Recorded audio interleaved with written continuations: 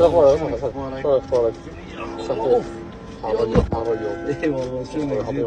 زحمتك تعبت. شلونك؟ اخ عزيز يوم بقيت الصبح غسلت السيارة. هاي مال البارحه مو؟ البارحة زين سويت. ايش اللي صار صفت؟ ها؟ صار صفت صفد ان شاء الله. ان شاء الله. كملت يا الله. كملت ان شاء الله. باكر ان شاء الله نستلم من طريقة باكر. بحيل الله بحيل الله يا الله بحيل الله. حلو. نعم. هاي دفتر.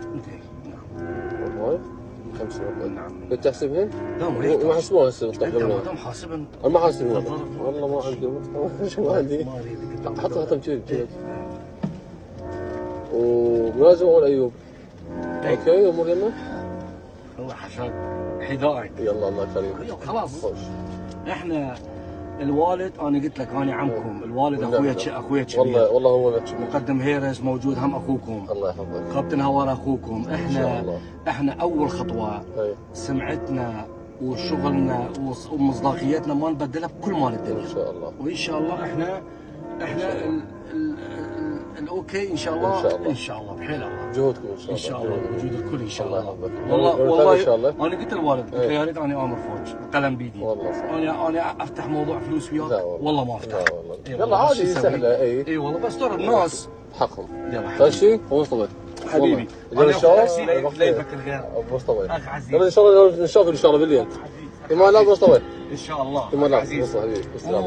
بس اروح اوديه وانا ارجع ما عندي بعد خبر على التليفون. ماشي والله مصطفى حبيبي. فيما لا. ابوي ها شوف والله العظيم ما سوي قتل وياك ويا ابنك.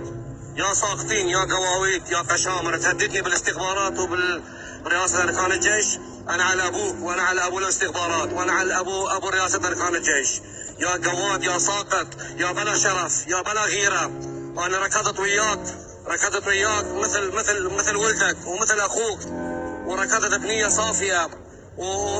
وشهر بقيت ببغداد بالفنادق ومن الصبح البس عسكري واجي وياك يا قواد يا ساقط يا ابن قواد.